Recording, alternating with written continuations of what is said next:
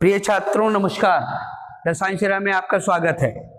आज हम लोग इस सेशन में डी ब्लॉक के अन्य सभी गुणों के बारे में पढ़ेंगे। जैसा कि आपने पहले पढ़ा है, डी ब्लॉक तत्वों के लिए 3D, 4D, 5D and 6D श्रेणी के अंतर्गत डी ब्लॉक तत्वों को रखा गया है। आइए अब हम लोग इसकी भौतिक गुणों के बारे में देखते हैं। Physical property, I will talk about the physical property of D block element. First property is malleable. All D block element is a metal. सभी डी ब्लॉक के तत्व धातु होते हैं जिनमें धात्विक गुण malleable नामक धात्विक गुण विद्यमान होता है। यानी अगर हम इसे हथौड़े से पीटे तो यह फैलता है, इसका आकार फैल जाता है, जिसके कारण हम इसे भिन्न भिन्न प्रकार के शेप दे सकते हैं। जैसे हम इनके हथियार बना सकते हैं, हम इन्हें पाइपों के रूप में मोड़ सकते हैं। अर्थात ये सब प्रसार दिखाते हैं। क्या दिखाते हैं? प्रसार दिखाते हैं। इनको पीटने पर ये फैलते हैं। इसकी जो दूसरी प्रॉपर्टी है, सेकेंड प्रॉपर्टी जो इसकी है वह है सोनरस। जैसा कि हम लोग जानते हैं कि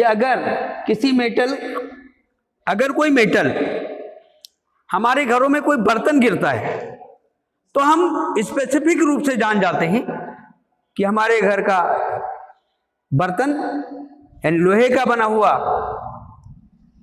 तावा गिरा है, कढ़ाई गिरी है। स्टील के बर्तन जब गिरते हैं तो एक विशेष प्रकार की आवाज होती है जिससे हम जान पाते हैं कि हमारे घर में कोई स्टील का बर्तन गिरा है। यानी every material, every metal has a different type of sound produce and those property are known as a sonorous. Second sonorous जो प्रॉपर्टी है, यानी जब भी हम किसी भी मेटल को गिराते हैं या पीटते हैं तो उसमें एक विशेष प्रकार की ध्वनि निकलती है और उस ध्वनि की सहायता से हम जान पाते हैं ये किस धातु का बना हुआ है। जैसे हम इस प्रॉपर्टी को हम क्या कहते हैं? सोनरस। फिर अगली जो प्रॉपर्टी है वो है ductile. All metal of D block element show the ductility. It means the element of D block element to form a wire, एक तार बनाया जा सकता है,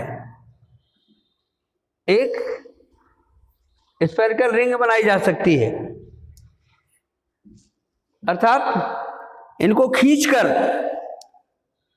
बहुत लंबा सा तार बनाया जा सकता है। जो सबसे सॉफ्ट मेटल होता है वो होता है गोल्ड, AU,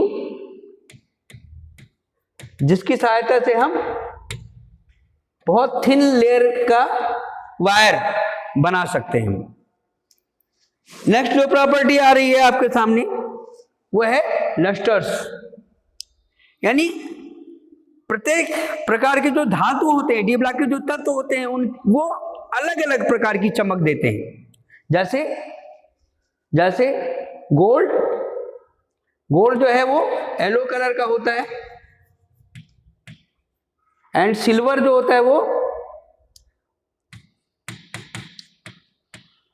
व्हाइट कलर का होता है, जिसे हम सिल्वरी व्हाइट भी कहते हैं। इसी तरह से प्रत्येक जो धातु होते हैं, प्रत्येक जो तत्व होते हैं वो अलग अलग प्रकार की चमक को प्रदर्शित करते हैं, जिनके आधार पर हम धातुओं को पहचान लेते हैं। तो ये हो गई आपकी physical property of D block element. अब हम लोग नेक्स्ट पे चर्चा करेंगे। नेक्स्ट है आपका जो टॉपिक है वो आयनाइजेशन एनर्जी। आयनाइजेशन एनर्जी यानी आयनन ऊर्जा के बारे में बात कर रहे हैं हम लोग। आयनन ऊर्जा के बारे में बात कर रहे हैं। आयनन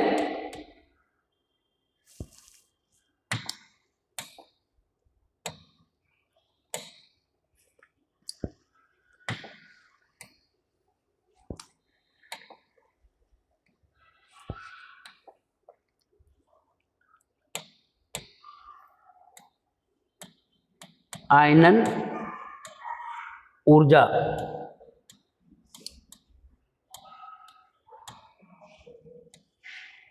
हम जानते हैं the energy required to emission of an electron by an isolated atom are called ionization energy और आयनाइजेशन एंथैल्पी। आयनाइजेशन एनर्जी और आयनाइजेशन एंथैल्पी किसी धात्विक सतह से एक इलेक्ट्रॉन उत्सर्जित करने के लिए आवश्यक न्यूनतम ऊर्जा की मात्रा आयनन ऊर्जा कहलाती है या आयनन एंथैल्पी कहलाती है। आयनन एंथैल्पी के लिए हम जानते हैं आयनन एंथैल्पी या आयनन ऊर्जा जो है वो हमेशा साइज के व्युत्क्रमानुपाती होती है। Ionization energy IE is inversely proportional to the size of atom, the size of atom। और इस तरह से डी ब्लॉक के एलिमेंट के लिए जो कंडीशन बनती है it increases from left to right due to decrease in atomic size. Atomic size घटने के कारण यानी परमाणु की त्रिज्या घटने के कारण जैसे जैसे वर्ग बढ़ता जाता है आयनिक त्रिज्याएं छोटी होती जाती हैं जिसके कारण आयनाइजेशन एनर्जी बढ़ने लग जाती है। इसमें कुछ स्पेशल बात भी है। Zinc cadmium Hg have very high first ionization energy due to the fully filled d orbital, due to the fully filled d orbital.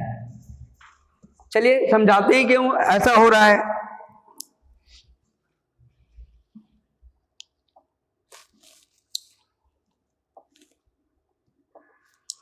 यहां पर लिखा हुआ था zinc cadmium and Hg have very high ionization enthalpy first, ionization energy first due to the fully filled d orbital.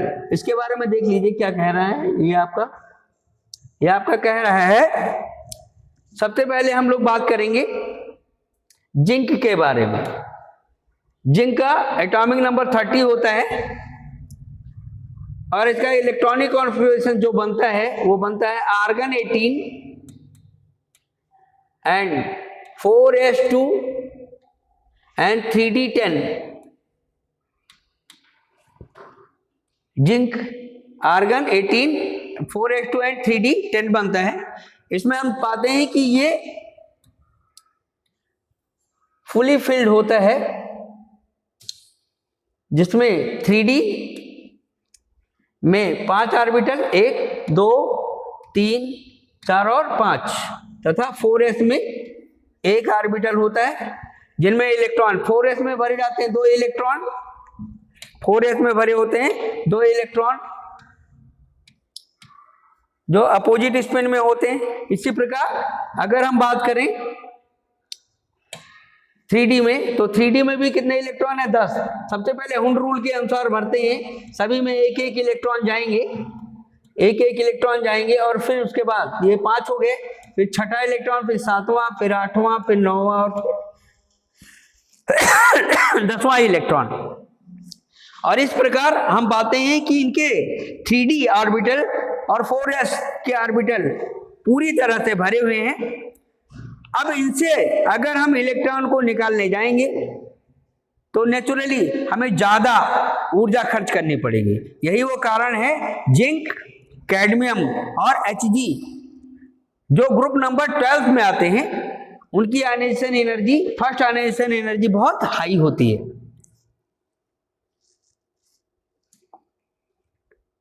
Second यहां पर note लगा हुआ है, नोट में बताया गया है आयनाइजेशन, सेकेंड आयनाइजेशन एनर्जी के बारे में बात किया गया है। Second ionization energy is chromium have the more second ionization energy due to manganese.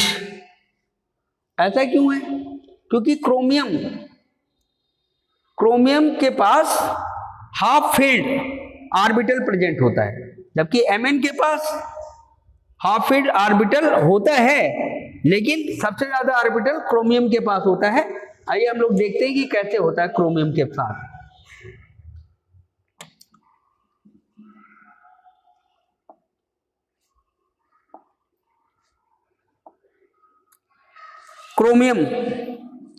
Chromium versus manganese के बारे में बात करते हैं, क्रोमियम वर्सेस मैंगनीज के बारे में। और बात यहां पर चल रही है सेकेंड आयनाइजेशन एनर्जी के बारे में, सेकेंड आयनाइजेशन एनर्जी के बारे में। क्रोमियम जिसका नंबर है 24 और मैंगनीज जिसका नंबर है 25। क्रोमियम के बारे में चेक कर लीजिए। क्रोमियम का इलेक्ट्रॉनिक कॉन्फ़िगरेशन बनेगा, electronic configuration of chromium is argon 18 and 4s1 and 3d5 and manganese का बनेगा, ये बना है आपका क्रोमियम का, और मैंगनीज का बनेगा, इलेक्ट्रॉनिक कॉन्फ़िगरेशन ऑफ मैंगनीज बनेगा argon 18 and 4s2 and 3d5, ये बना है मैंगनीज का। अगर हम यहां देखने जाएंगे तो यहां पर क्रोमियम के पास डी ऑर्बिटल में, क्रोमियम के पास जो डी ऑर्बिटल है 1 2 3 4 और 5, और 4s में 1। इसी तरह मैंगनीज के बारे में बात करेंगे तो यहां पर 1 2 3 4 और 5, यहां पर 1, ये बना आपका 3d और ये बना 4s। 3d में 5 इलेक्ट्रॉन होने के कारण, हाफ फील्ड होने के कारण, और 4s में होता है 1 इलेक्ट्रॉन। ये क्रोमियम का स्ट्रक्चर बना हुआ है, क्रोमियम के लिए शो कर रहा है। तो हम जानते हैं क्रोमियम के पास हाफ फील्ड ऑर्बिटल होता है, यानी 3d भी हाफ फील्ड होता है और 4s भी हाफ फील्ड होता है। In the case of manganese 4s having 2 electron in opposite direction, but 3d having 1 2 3 4 and 5. It has 6 unpaired electron and it has 5 unpaired electron. Therefore, the ionization energy is chromium is higher than, second ionization energy of chromium is higher than second ionization energy of manganese. Second ionization energy of chromium is higher than second ionization energy of magnesium. इसका जो second point दिया गया है वो ये कह रहा है, in the case of nickel versus platinum के बारे में बात कर लेते हैं। In the case of nickel versus platinum के बारे में बात कर लेते हैं। निकिल वर्सेस प्लेटिनम के बारे में, in the case of nickel versus platinum के बारे में चेक करते हैं। निकिल वर्सेस प्लेटिनम के लिए हम देखते हैं first and second ionization energy and third and fourth ionization energy of nickel and platinum.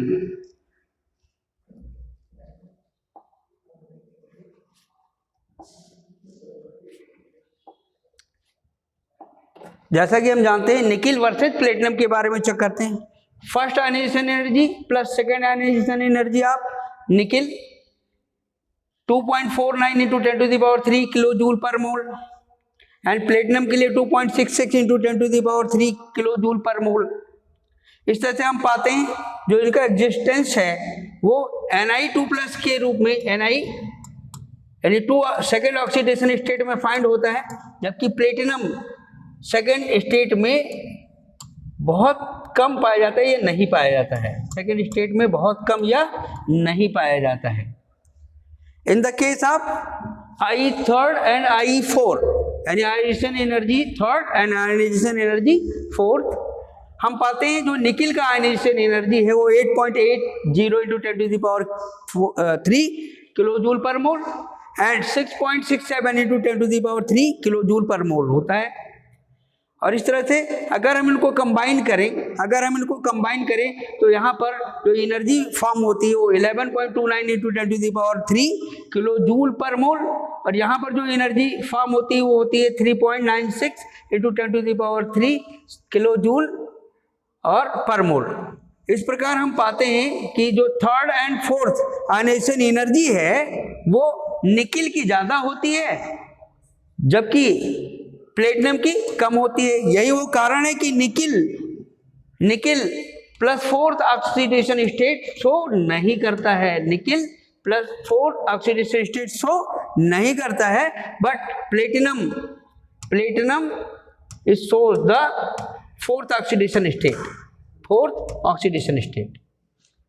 तो ये कारण है यहाँ पर, जिसकी आयनाइजेशन एनर्जी ज़्यादा होगी ऑब्वियसली वो कोई भी कार्य जिसमें ज़्यादा खर्चा होगा कोई भी उस कार्य को करना नहीं चाहता है। अतः यहाँ पर Ni4 का एग्जिस्टेंस कम होगा जबकि Pt4 का एग्जिस्टेंस ज़्यादा होगा।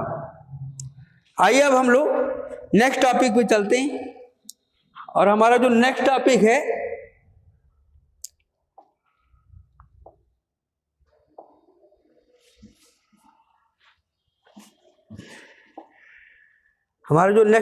हीट ऑफ ऑटोमाइजेशन के बारे में बात करेंगे। यानी इसको हम कह सकते हैं कणन ऊष्मा।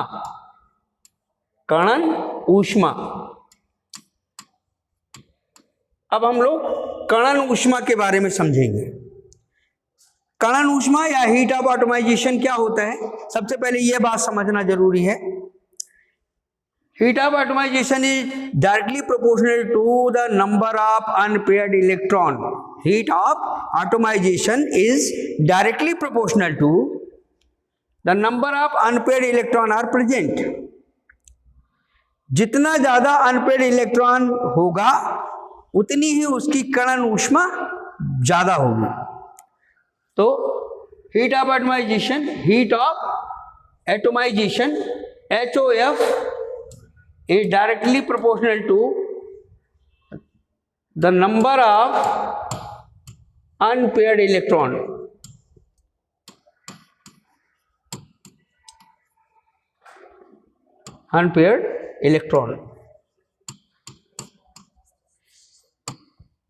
कहा यह जा रहा है कि किसी भी पदार्थ में या किसी भी तत्व में जितने ज्यादा अनपेड इलेक्ट्रॉन उपस्थित होंगे उसका हीट ऑफ ऑटोमाइजेशन ज़्यादा होगा। और हीट ऑफ ऑटोमाइजेशन यूज किया जाता है किसी परमाणुविक सतह से एक परमाणु को विलग करने के लिए, एक परमाणु को अलग करने के लिए जितनी ऊर्जा की आवश्यकता होती है वह कणन ऊष्मा कहलाती है। अब कणन ऊष्मा के बारे में थोड़ी सी चर्चा कर ली जाए। जैसा कि हम जानते हैं किसी तत्व में या किसी संयुक्त रूप में तत्वों के जो परमाणुओं के समूह होते हैं उनमें पॉजिटिव आयन, मान लीजिए आयरन के लिए ले लेते हैं, आयरन जो है वो प्लस Fe2+ की कंडीशन में रहता है, Fe2+ की कंडीशन में रहता है, यानी ये आयन के रूप में मिलता है। और जो इनके इलेक्ट्रॉन होते हैं वो इलेक्ट्रॉन क्लाउड के रूप में इसके चारों तरफ क्या होते हैं, बहते रहते हैं। इलेक्ट्रॉन क्लाउड के रूप में चारों तरफ बहते रहते हैं।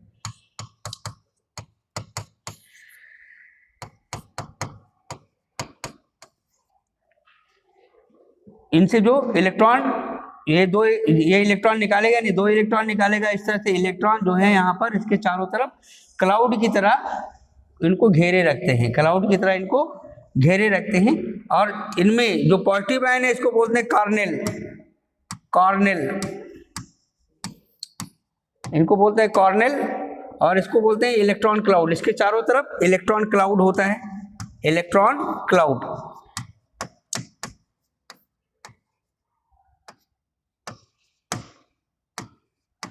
इलेक्ट्रॉन क्लाउड होता है। अब किसी इलेक्ट्रॉन क्लाउड से कॉर्नेल से अगर हम Fe प्राप्त करना चाहते हैं तो Fe प्राप्त करने के लिए जो ऊर्जा हमें खर्च करनी पड़ती है वो कणन ऊष्मा या हीट ऑफ एटमाइजेशन कहलाती है। और हीट ऑफ एटमाइजेशन जो है वो डायरेक्टली प्रोपोर्शनल होता है number of unpaired electron present.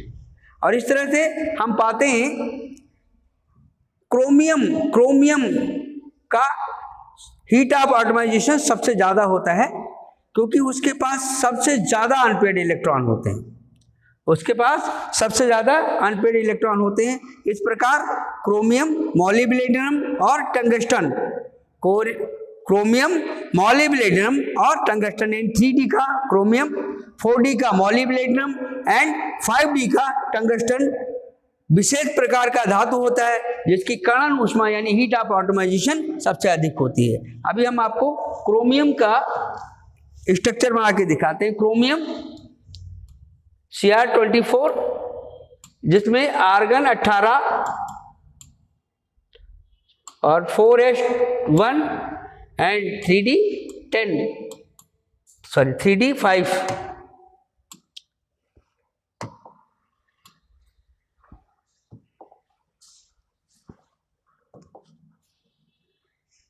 3d5 होता है, जिसके बाद मैक्सिमम अनपेड इलेक्ट्रॉन होते हैं। यानी 3D में डी में 5 ऑर्बिटल होते हैं, 1 2 3 4 और 5, और 4s का 1 ऑर्बिटल, 4s में 1 इलेक्ट्रॉन, और 3D में 1 2 3 4 और 5। इस प्रकार हम पाते हैं कि जो 3D सीरीज है उसमें जो क्रोमियम है उसके पास more and more free electron है, more and more free electron है, जिसके कारण यानी क्रोमियम,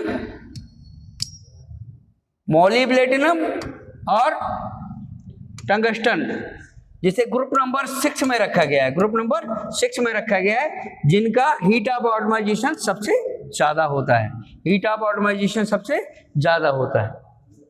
अब हम लोग नेक्स्ट टॉपिक पे बात करेंगे। नेक्स्ट टॉपिक है मेल्टिंग एंड बॉइलिंग पॉइंट।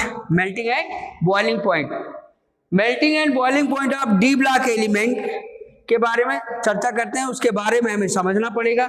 सबसे पहला सिमेट्री ऑफ मॉलिक्यूल्स, सबसे पहला जो फैक्टर इफेक्ट करता है मेल्टिंग एंड बॉइलिंग पॉइंट के लिए, सबसे पहला जो आपका पॉइंट है वो है symmetry of molecules. D block के मॉलिक्यूल्स जो होते हैं वो आपस में एक स्पेशल टाइप के सिमेट्री रखते हैं। सिमेट्री से मतलब है जैसा कि आजकल आप जानते होंगे सरकार फुटपाथों को बनवाती है, और फुटपाथ बनाने के लिए हमें जो सीमेंट की ईंटें प्रयोग करनी होती हैं वो एक विशेष पैटर्न में बनी होती हैं, और विशेष पैटर्न में बनी होने के कारण वो आसानी से एक दूसरे में एडजस्ट हो जाती हैं, और जिसके कारण उस पर लागत कम आती है, हमें सीमेंट कम खर्च करना पड़ता है, और वो मिट्टी के द्वारा ही पूरी तरह से एक दूसरे को इंटैक्ट कर लेती हैं। जैसा कि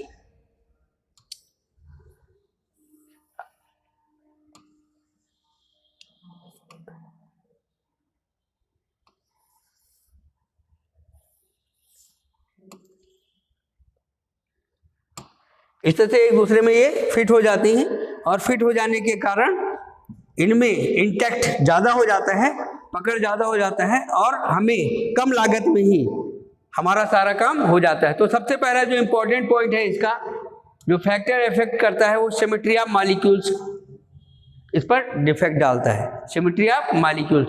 दूसरा जो फैक्टर यहाँ पर इफेक्ट करता है वो है हाइड्रोजन बॉन्डिंग। हाइड्रोजन बॉन्डिंग, जैसे H2S, जैसे H2S में कोई हाइड्रोजन बॉन्ड नहीं पाया जाता, जबकि H2O जल में हाइड्रोजन बॉन्डिंग होने के कारण जल जो है वो द्रव अवस्था में रहता है, जबकि H2S गैस की अवस्था में रहता है। फिर तीसरा जो फैक्टर है वैन डर वाल्स फोर्स या लंदन फोर्स भी कहते हैं, वैन डर वाल्स फोर्स या लंदन फोर्स भी कहते हैं, जो दो अणुओं के बीच में लगता है। जब साथ संयोजी बंध बनता है तो दो अणुओं के बीच कौन सा बंध काम करता है? वैन डर वाल्स फोर्स काम करता है। और वैन डर वाल्स फोर्स के कारण ज्यादा होने पर ज्यादा ऊर्जा खर्च करनी पड़ती है। फिर है अगला नंबर जो इस पे काम करना है हमको, surface area of the molecules, यानी इसका जो सरफेस एरिया होता है, डी ब्लॉक का जो सरफेस एरिया होता है वो लार्ज होता है, और लार्ज सरफेस एरिया होने के कारण हीट ज्यादा एब्जॉर्ब करता है, हीट ज्यादा रिक्वायर्ड करता है, इसीलिए मेल्टिंग पॉइंट क्या होता है इसका? हाई होता है। फिर आता है बेटा पोलरिटी। अधिकांशतः डी ब्लॉक के जो तत्व होते हैं वो द्विध्रुवता प्रदर्शित करते हैं, यानी पोलरिटी शोज करते हैं, और पोलरिटी के कारण भी melting and boiling point effective होता है। फिर है बेटा मेटालिक बॉन्डिंग। मेटालिक बॉन्डिंग हम जानते हैं जब दो धातुओं के बीच, दो परमाणुओं के बीच परस्पर एक दूसरे को बांधे रखने के लिए जो बंध बनता है उसे क्या कहते हैं? Metallic bonding. और मेटालिक बॉन्डिंग होने पर अत्यधिक ऊर्जा खर्च करनी पड़ती है, इसलिए melting point and boiling point इसका हाई होता है। अब हम लोग रिडक्शन पोटेंशियल के बारे में बात करते हैं। All 3D metals have negative reduction potential except copper. Copper को छोड़कर शेष सभी 3D के जितने भी मेटल्स होते हैं, कॉपर को छोड़कर शेष सभी क्या करते हैं? नेगेटिव रिडक्शन पोटेंशियल शो करते हैं। अब नेगेटिव रिडक्शन पोटेंशियल शो करने के कारण ये रिडक्शन शो करते हैं। क्या शो करते हैं? रिडक्शन शो करते हैं कॉपर को छोड़कर। यही वो कारण है कि जितने भी डी ब्लॉक के एलिमेंट है, यानी डी ब्लॉक के एलिमेंट में ग्रुप नंबर 10 जिसके अंतर्गत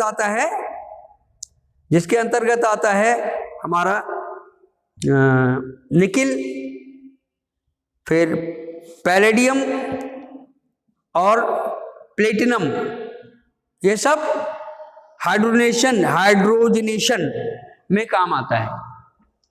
तो इस तरह से all 3D metals have the negative reduction potential except the copper. Copper एक ऐसा है जो पॉजिटिव रिडक्शन पोटेंशियल रखता है, ये होता है 0.34 वोल्ट कॉपर का। बाकी सभी क्या करते हैं? नेगेटिव रिडक्शन पोटेंशियल शो करते हैं। अब बात करते हैं मैग्नेटिक प्रॉपर्टी की। हम जानते हैं जितने भी डी ब्लॉक के एलिमेंट हैं, यानी जितने भी ट्रांजिशन एलिमेंट हैं, वो लगभग सभी के पास एम्प्टी डी ऑर्बिटल होता है, अर्थात अनपेयर्ड इलेक्ट्रॉन होते हैं। अनपेयर्ड इलेक्ट्रॉन होने के कारण वो मैग्नेटिक प्रॉपर्टी शो करते हैं। अब बात करते हैं पैरामैग्नेटिक। वे पदार्थ जो चुंबक की तरफ मामूली से आकर्षित हो जाते हैं पैरामैग्नेटिक होते हैं। और पैरामैग्नेटिक के लिए खाली डी ऑर्बिटल का होना आवश्यक है। अगर डी ऑर्बिटल तो वह डायमैग्नेटिक की तरह व्यवहार करेगा। उसके पास अनपेयर्ड इलेक्ट्रॉन नहीं है तो वो डायमैग्नेटिक की तरह बिहेव करेगा, जबकि अनपेयर्ड इलेक्ट्रॉन होने पर वो पैरामैग्नेटिक की तरह बिहेव करेगा। अभी हम आपको मैग्नेटिक प्रॉपर्टी के बारे में थोड़ा समझाने का प्रयास कर रहे हैं। आइए हम आपको दिखाते हैं कॉपर के बारे में। कॉपर जिसका एटॉमिक नंबर होता है 29। अब एटॉमिक नंबर 29 के लिए अगर हम इलेक्ट्रॉनिक कॉन्फ़िगरेशन बनाने जाएं तो बनेगा आर्गन 18 और बनेगा 4s1 एंड 3d10। अगर हम इसको देखने जाएं तो यहां पर बनेगा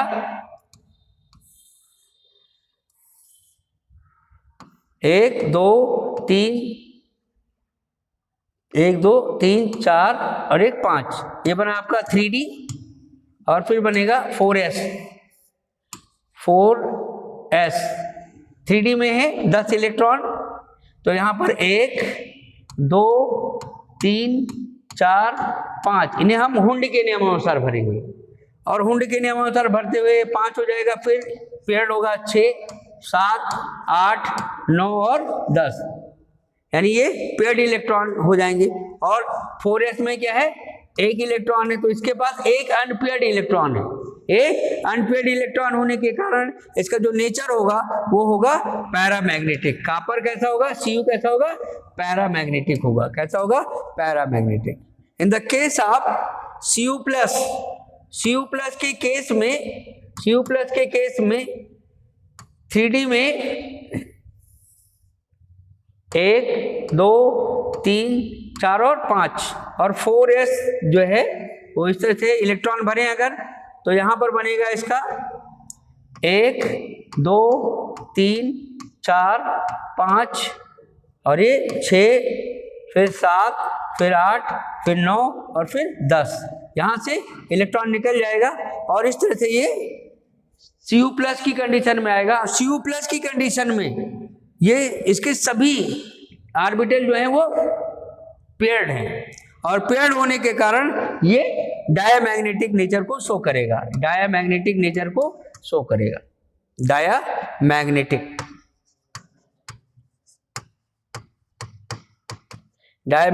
प्रॉपर्टी को शो करेगा। इन the case of Cu2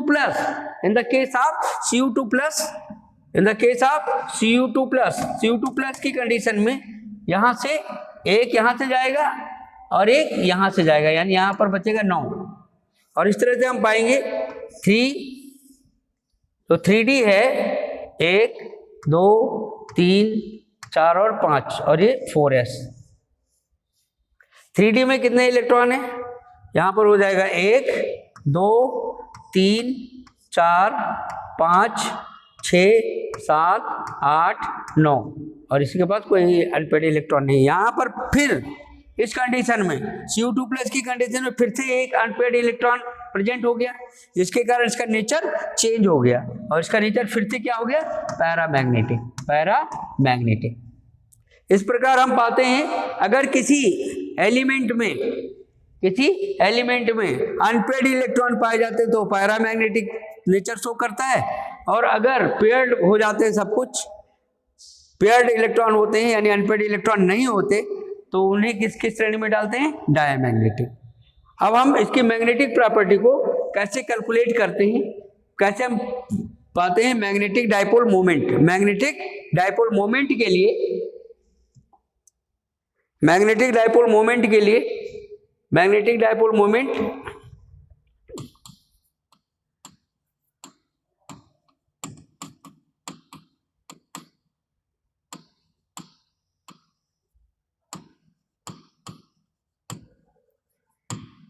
mu is equal to होता है √n into n plus 2।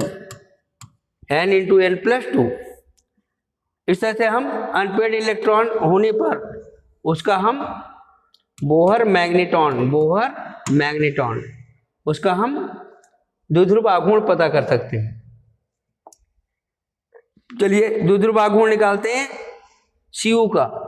Cu के पास अनपेयर्ड इलेक्ट्रॉन कितने हैं, 1। Cu के पास अनपेयर्ड इलेक्ट्रॉन कितने हैं, 1। अनपेयर्ड इलेक्ट्रॉन 1 होने के कारण म्यू इज इक्वल टू निकलेगा इसका √1 इंटू 1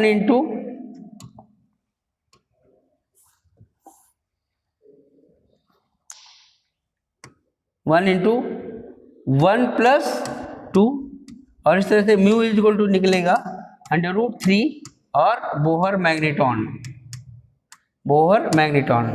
अगर हम Cu प्लस के लिए जाएं तो Cu प्लस के पास कोई अनपेयर्ड इलेक्ट्रॉन नहीं है, तो इस कंडीशन में म्यू इज इक्वल टू निकलेगा √0 इंटू 0 प्लस 2, और इस तरह से इसका डाइपोल मोमेंट निकलेगा 0। इन the case of Cu2 plus की केस में जाएं तो यहाँ पर एक अनपेयर्ड इलेक्ट्रॉन है, तो म्यू इज इक्वल टू निकलेगा √1 इन ब्रैकेट 1 + 2 और इस तरह से इसका निकलेगा √3 और बोहर मैग्नेटॉन। इस प्रकार अनपेड इलेक्ट्रॉन होने पर वह पैरामैग्नेटिक यानी अनुचुंबकीय होगा और सभी पेड़ होंगे तो उस स्थिति में वो डायमैग्नेटिक होगा, जिसका बोहर मैग्नेटॉन शून्य प्राप्त होगा। आइए अब हम लोग नेक्स्ट टॉपिक पे बात करते हैं। अब D block element are coloured. अब प्रश्न ये उठता है कि डी ब्लॉक के एलिमेंट जो है वो रंगीन क्यों होते हैं। डी ब्लॉक के एलिमेंट जो हैं वो रंगीन आयन बनाते हैं। तो क्यों बनाते हैं रंगीन आयन? डी ब्लॉक के एलिमेंट रंगीन आयन इसलिए बनाते हैं क्योंकि इनके पास अनपेयर्ड इलेक्ट्रॉन होता है। अनपेयर्ड इलेक्ट्रॉन होता है जो डिफरेंट टाइप के डीडी स्प्लिटिंग द्वारा दृश्य क्षेत्र में भिन्न भिन्न प्रकार के रंगों को प्रदर्शित करते हैं और भिन्न भिन्न प्रकार के रंगों को प्रदर्शित करते हैं, साथ साथ भिन्न भिन्न प्रकार के ऑक्सीकरण अवस्थाएं भी प्रदर्शित करते हैं। जैसा कि हम जानते हैं कि डी के पास 5 कक्षक होते हैं और इनका जो शेप होता है वो डबल डम्बर्ड होता है, जिसमें DXY,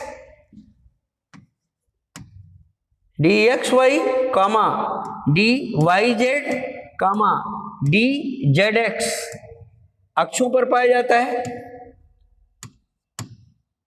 अक्षों के बीच में पाया जाता है, अक्षों के बीच में, और निम्न ऊर्जा स्तर का होता है।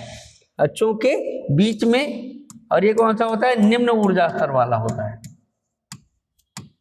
जबकि DX² - Y² तथा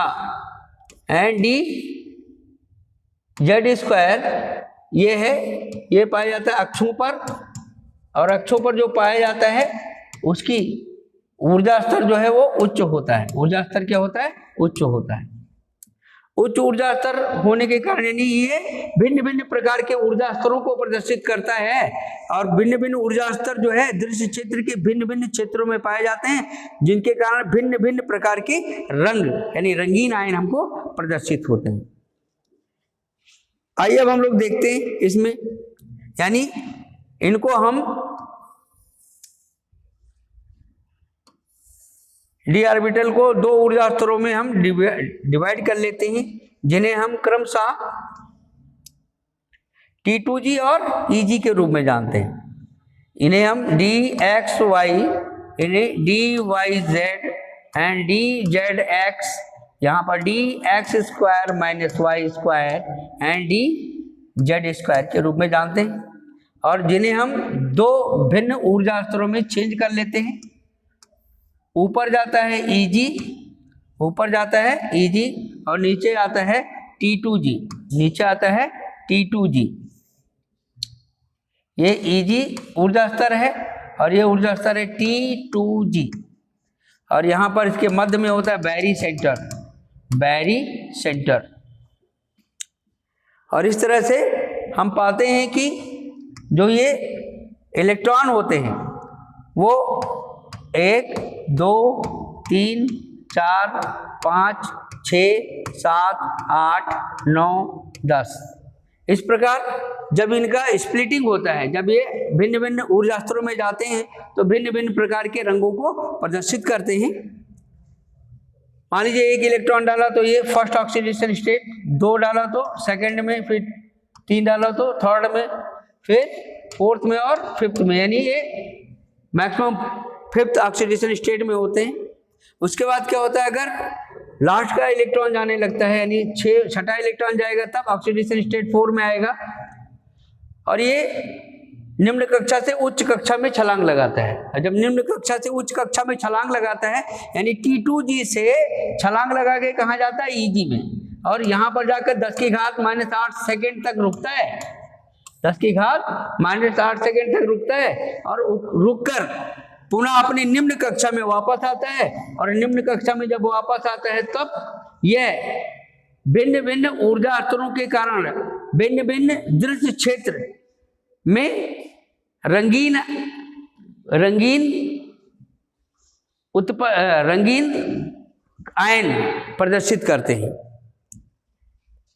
यानी जब 10 की घात माइनस 8 सेकेंड तक रुककर जब वापस अपनी निम्न कक्षा में आते हैं तो भिन्न भिन्न प्रकार के रंगीन आयन बनाते हैं जो हमें दृश्य क्षेत्र में प्रदर्शित होते हैं।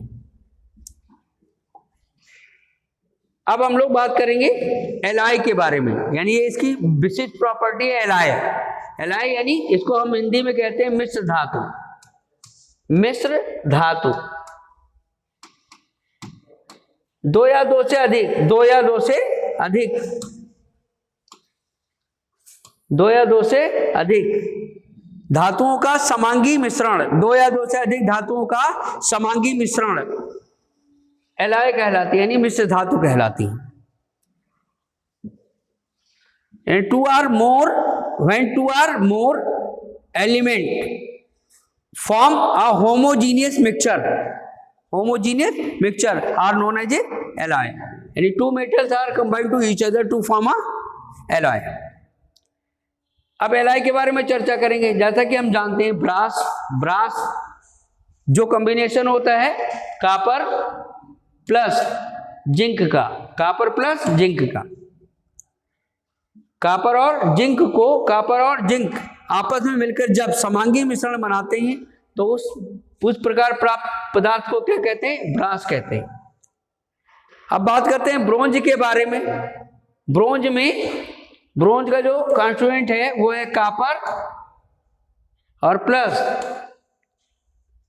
Copper plus tin, Cu plus Sn, यानी कॉपर और टिन को मिलाया जाता है तो उससे बनता है ब्रोंज। क्या बनता है? ब्रोंज।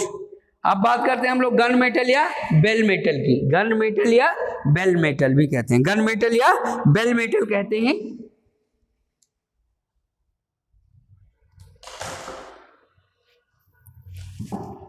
जिन्हें हम लोग कॉपर प्लस जिंक और टिन को एक साथ मिलाकर समांगी मिश्रण बनाते हैं तो हमको क्या मिलता है? गन मेटल मिलता है। इसी प्रकार हम लोग बात करते हैं स्टेनलेस स्टील की। स्टेनलेस स्टील जो है एलॉय होता है, ये आयरन का क्रोमियम प्लस निकिल और प्लस कार्बन को अगर मिलाया जाता है तो हमें स्टेनलेस स्टील प्राप्त होता है। आपको आज का सेशन कैसा लगा आप हमें कमेंट करें, सब्सक्राइब करें और लाइक करें। धन्यवाद।